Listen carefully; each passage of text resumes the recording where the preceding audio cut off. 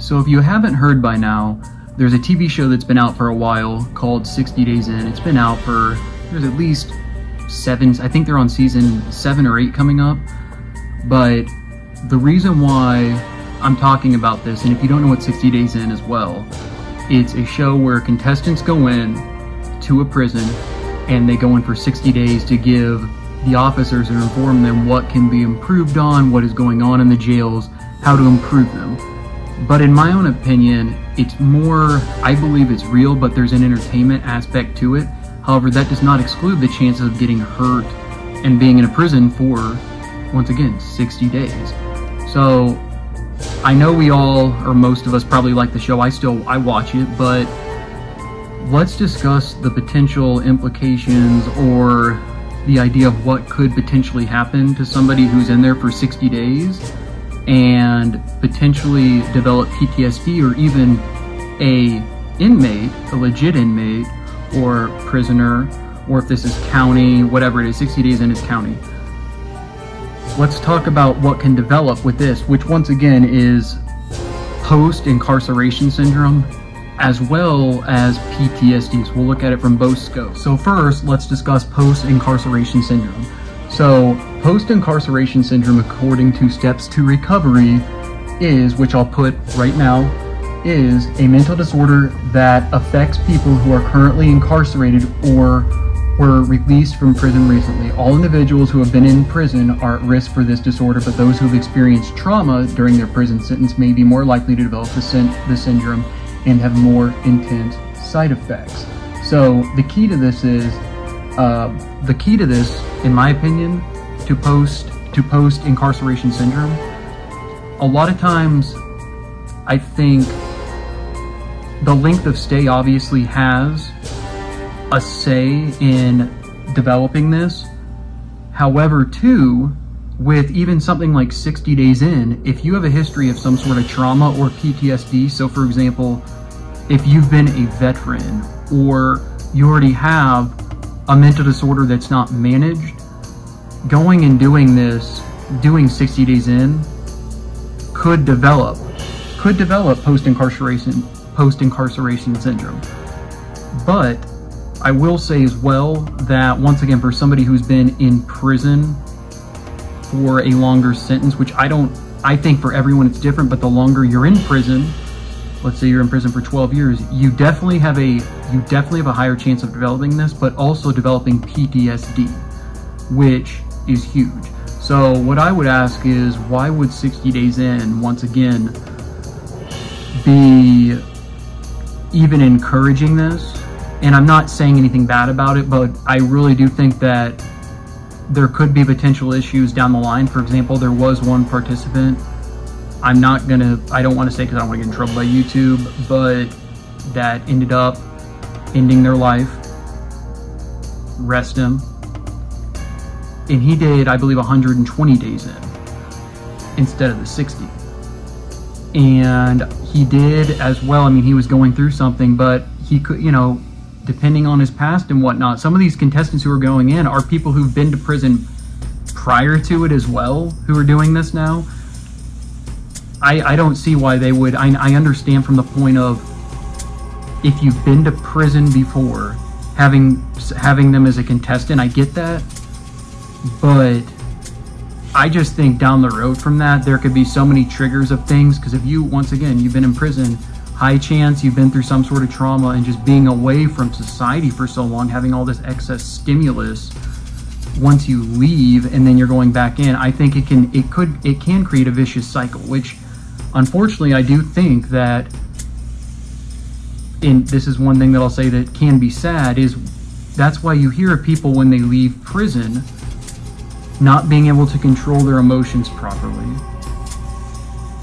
Then from there, essentially, if they can't control their emotions properly, end up going back to prison even though they don't want to, but that's all they know. There are situations like that.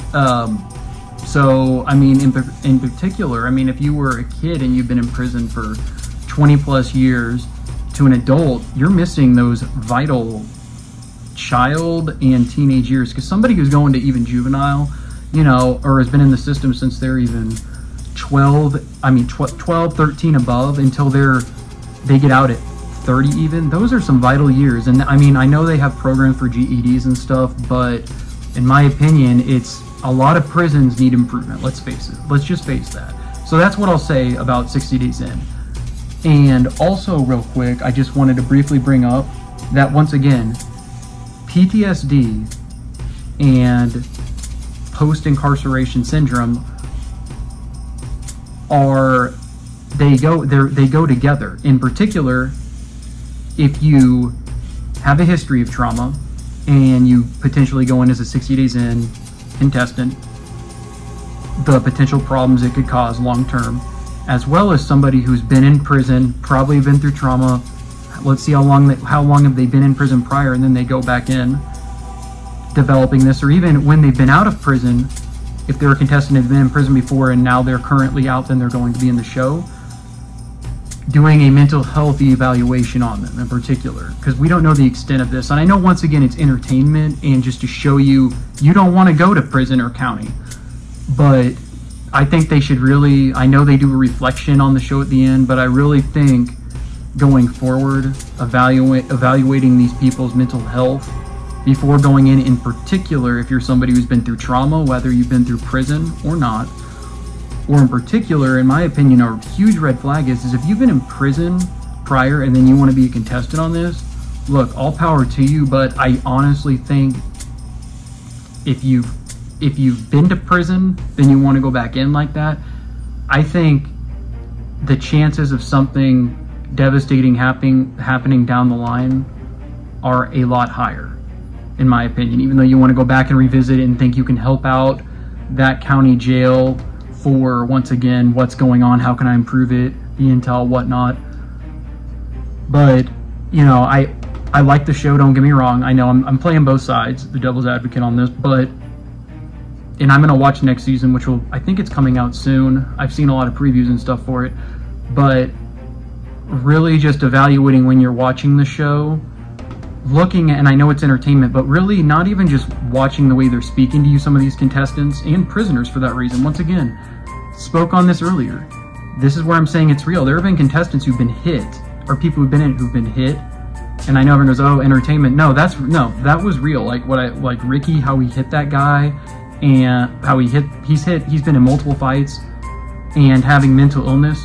Mental illness, once again, if you go in as a contestant, you're going to run into a lot of mental illness, because once again, in jails, prisons, all institutionalized, mental illness is very, very high, runs very high, which, once again, that's why in the psych hospitals, you get a lot of patients who have been to jail before, convicts, anything. It's because, once again, the correlation between jails and mental hospitals as well, it's increasing. So a lot of times in the psych hospitals, a lot of my patients are people who've been in jail, or currently in jail in the county, coming to the hospital for a mental health evaluation because they've been through trauma, which can cause depression, anxiety.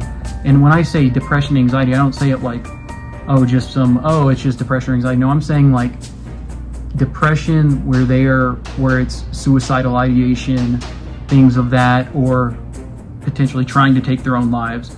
So once again, when you watch it, just go into it and really look at the contestants and the people in the counties, and really just watch them and observe their body language, and it will tell you a story and what you need to know about mental health. And even after the show and the reflection, the contestants in particular, how they felt about it. Because let me tell you right now, as I said, there is a lot of mental illness in prison. That's just how it's going to go. People are away from their families. They're in there for life. I mean, a lot of them unfortunately have nothing to lose, so fights and whatnot, and just the activities that happen. It's a whole different culture in the jail system. So that's all I wanted to say. Really watch and reflect on the contestants who've been to prison in their past, because you can tell they adapt to that lifestyle in 60 Days In really quickly. And also, Watch for the contestants who've never been to prison before. A lot of them do not last, but some of the ones who've been to prison don't last the whole 60 days either. They can tap out whenever. But I'll just say watch as well the ones who've never been to prison, and watch how long a lot of times they last in the program, or just how they reflect on it after and how it's affected them today.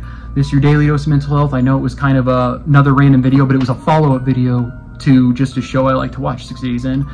I'll be dropping some more just generic mental health comment, just trying to like every at least 3 to 4 days with my 365 days of running. So like and subscribe. I love you all. Thank you for all the new subscribers. Once again, let's continue to destigmatize how most of society perceives mental health. So once again, I love you all. Have a great week. And once again, like and subscribe.